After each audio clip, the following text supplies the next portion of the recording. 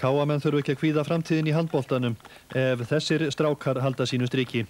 Þeir koma til með að halda uppi merki félagsins í framtíðinni.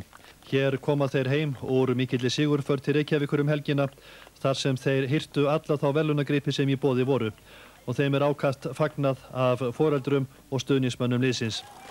Þeir urðu þrefaldir Íslandsmeistarastrákarnir, sigruðu í keppni A og B og C liða og þessi strákar eiga sér stóra drauma. Ætli þessi ekki bara stefna meistaraflokk, landslið og eitthvað. Og verða Íslandsmeistari? Já, sjálfsög. Og hverju voru erfiðastir?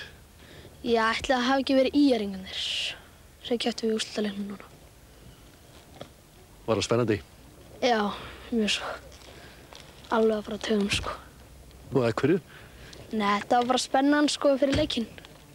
Hvaða andstæðingar voru nú erfiðastir? Já, nú Haukar og HK.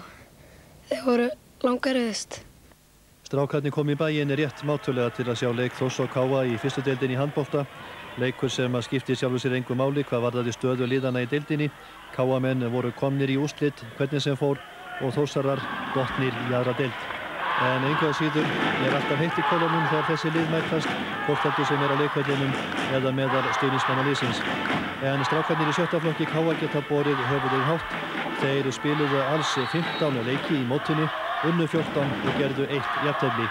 En hverju þakka þeir þennan frábæra árangur?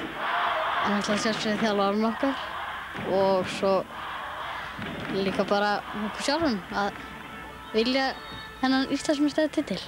Þarna verða öll 3 liðin Íslandsmeistara, þannig ég hugsa að setja þetta á toppinn. Er öflugt unglingastarf hjá félaginu? Já, það er alveg gífurlega öflugt og fleiri hundruð krakkar sem eru í þessum boltagreinum sem eru stundaðar og það hefur sennilega aldrei verið öflugra heldur en akkúrat í vetur. Er Jóhannes góður þjálfari? Já, mjög skemmtilegur.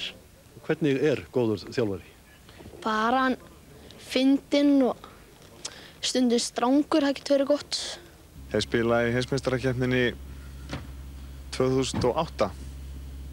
Þá spilaði þeir henni. Ég veit nú ekki ennþá hvar hún verður haldin en þeir verður örugglega einhverjir þar. Eru þið bestir? Já, að sjálfsögðu. Bestir á landinu.